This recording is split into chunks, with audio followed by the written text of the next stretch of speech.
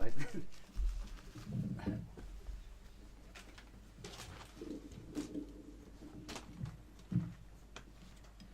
Hello! I'm Peter Knox, Paul Kelly, Joe Kane. This is 15 Minutes of Shame, and you're welcome to it. What are you up to, lads? We're just we're at rehearsal in the bunker. Enjoying some sweets from the Tuckshop. Yeah, nice one, man. Yeah.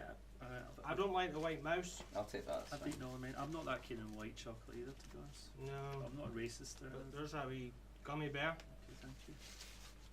So this is where you recorded your fabulous EP. Yep, partially in here. We recorded the backing tracks here on a cassette, and then we took that up to mine and in my wee studio, and we overdubbed the vocals and stuff. And what's it called? It's called the Radiophonic Tuckshop EP. And the lead single was on the radio this week. Running commentary, yeah. Running commentary, and it's kind of like we've all got this sort of internal dialogue with ourselves. Yeah. But it never gets mentioned in songs or anything really, does it? That's true. I don't know of any others. There will be, but not off the top is. of my head. Not in any obvious hits, I can think. Not like this I think. future hit. I mean, it's actually quite old now, that song. It's maybe about 10 years old. So I think when I wrote it, I think it was actually when I first became aware, like, that the internal dialogue might be a problem. Because it's like you're talking to yourself, isn't it? It is. I mean, everyone's like that. But Yeah. I think when you realise that there's a voice that's there a bit too much, I think that's when it was starting to be like, fuck, right, that's a bit much. If we were to say it all out loud, people would think you're absolutely mental. That's right, But yeah. it's just the fact yeah. we're keeping it bottled in. Yep. Is it more like a kind of rumination problem rather than just mad thoughts, or both? Well, I mean, it's weird talking about it now. Like, I Mhm. don't want it to feel like I'm in some kind of Channel 4 program We or should something. we you know should what I do mean? that. I'm waiting for Pamela Stevenson to walk in, but I'm Wow. not that famous. No, I think like then I was only starting to realise it was a problem, but I think I let it get a lot worse. So it's hard to talk about it in current terms. Mm-hmm. So It's a very catchy, happy Good song. tune though, yeah. good tune. Yeah. It's got a good beat. I've had it in my head for days, as will a lot of the listeners of Radio Scotland, because it's been single of the week on the afternoon show. Janice So, Forsyth. she's been filled in by Grant Stott. Yeah, we spoke to him the other day. She had to go on holiday. So I don't know how many people listen to that show, but it must be. We used to listen to it in, Tens of thousands. me and my dad used to listen to that in the car when I was going up to Glasgow, and I was just desperate to get tapes put in at that point, so I've realised she's pretty good, Janice Forsyth. Fuck's sake, I wish she'd got also Fred Macaulay can come on. It's the sound of football commentary, like a detuned radio, just going. Just the worst sound in the world, and I just wanted to put Morrissey on the car, but he was banned. Was that you? Was that your Grant Stott impression, or was that Janice Forsyth? No, that was Jimmy Greaves. It must be great being on the radio, and knowing that people are just going about their business, hearing your song. Yeah, I guess so. Magic. I guess It was so. it was over so quick. It wasn't Yeah, always. today's the last day of the. They have a 4-day week.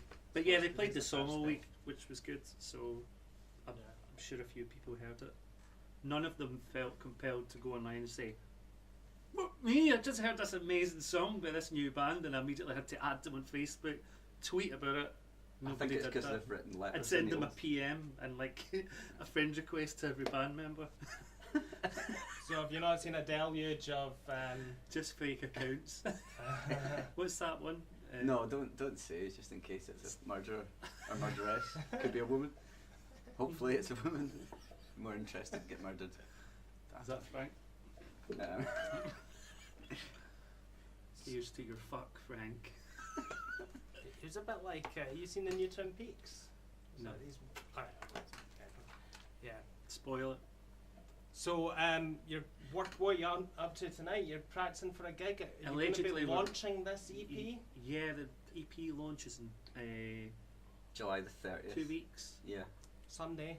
Yeah, just over 2 weeks, and we're just waiting for the other 2 band members to get here. And We've got 2 seats out for them somewhere. it's in the Hug and Pint, which used to be the Liquid Ship.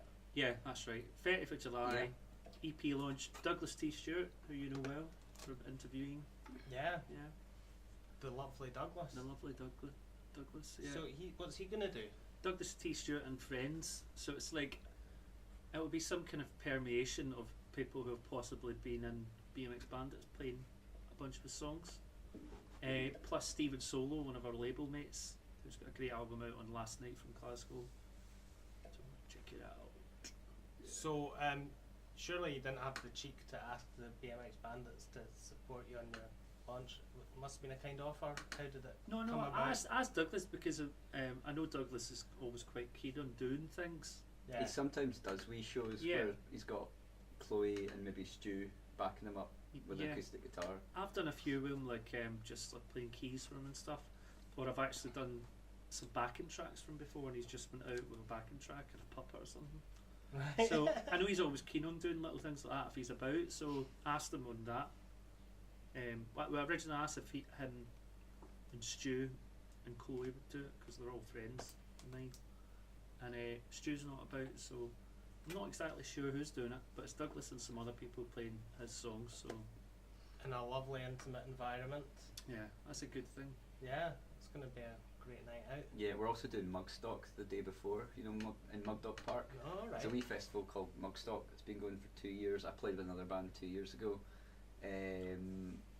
We're doing that on the Saturday, and we're playing Leslie's Greenside Hotel on the Friday. Yep. So it's like a wee weekend tour we're doing. Where's the Greenside Hotel? Leslie near. Oh, Leslie, I thought it was not a human. What's it next to? Something. Glenrothes. Glenrothes. Yeah.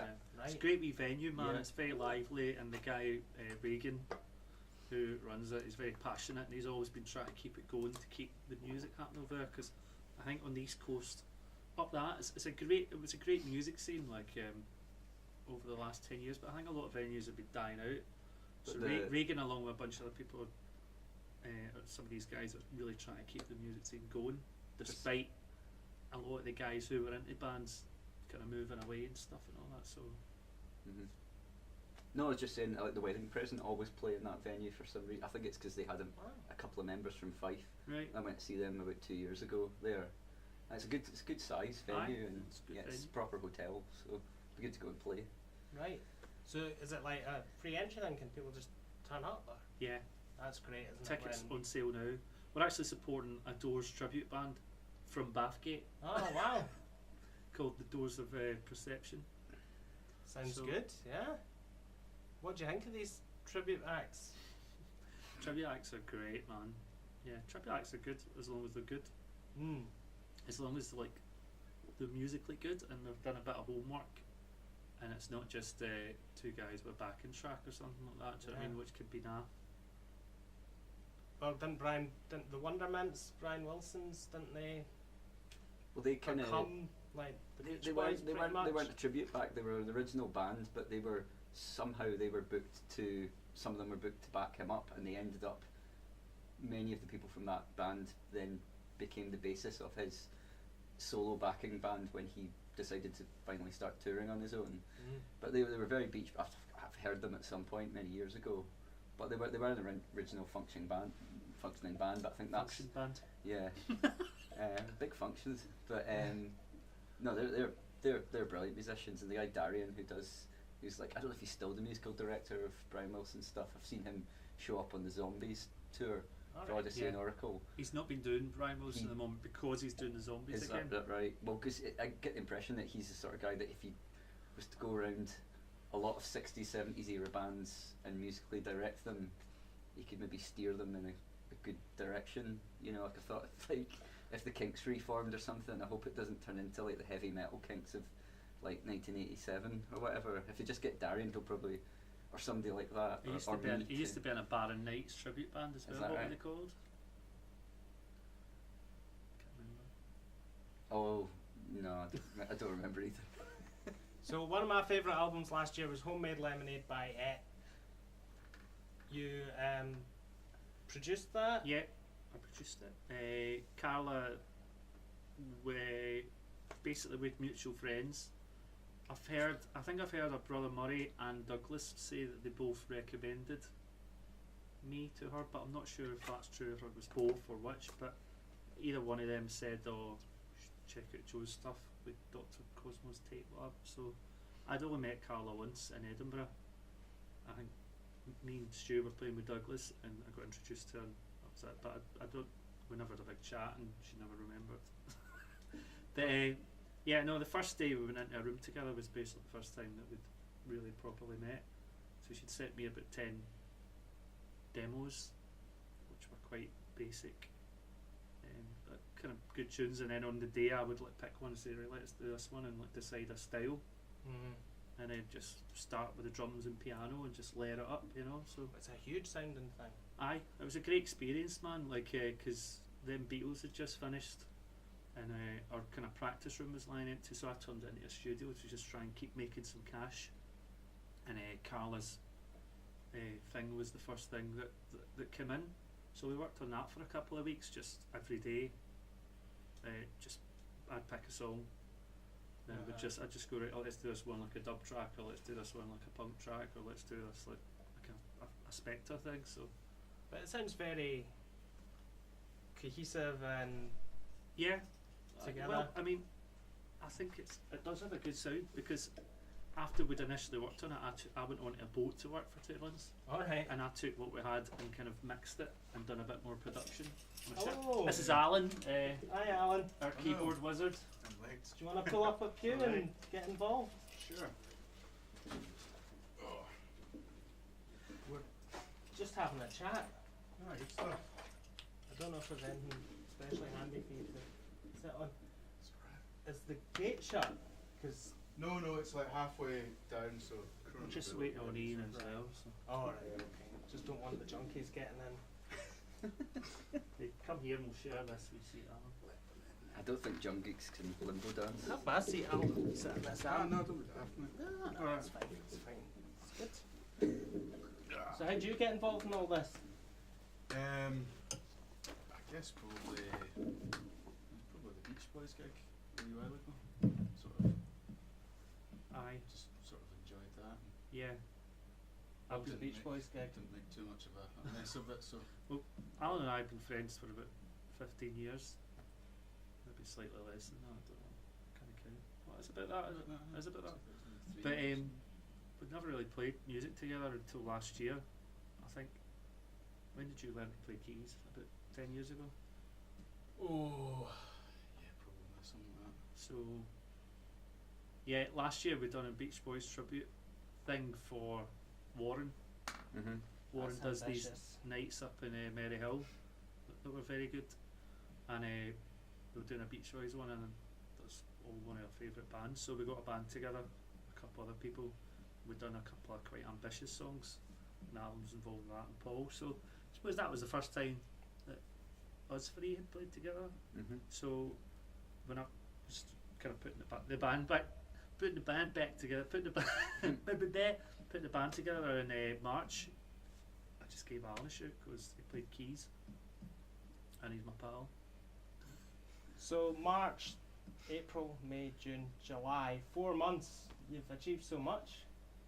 Are you Yep. in here every night? Or are you quite is No, it I like Captain Beefheart style? I wish we were. No, we'll rehearse quite sporadically. Where we kind of Focused, kind of. focus periods of rehearsal, and we've only done 2 gigs, so How did they go? Good, yeah. Especially the second one. the second one was great, man. We were supporting Teen Canteen. That was really good. So they had a big crowd in there, and most of the people had never heard of us or seen us, so everyone was quite. It wasn't like they were back off. Everyone was up at the front and enjoying it. So, yeah, the first one was supporting BMX Bandits, which is why the band got together, just Yeah. to do that gig, because That was 2 weeks after we formed as well, because it was Yeah. going to be Joe maybe on his own, and then we threw together a band, and it went pretty well for about 4 rehearsals or something. So yeah, it was a pretty quick start, and we've just kept doing stuff since. It's a stratospheric rise to the top. Mm-hmm. And That making a noise. But yeah, I know. I mean, we've not really done much. It's just the EP's coming out, so I guess we're getting a bit of attention because of that. But Yeah, what's this everyone What's assumes this that you've French been. Rolling Stone business all about? I'm not really sure how that came about, to be honest. But yeah, Rolling Stones French branch The magazine, done not the a piece group. on us. Yeah, the magazine. I don't know what Rolling Stone is in French. So what, did they just get in touch? Or did you just No,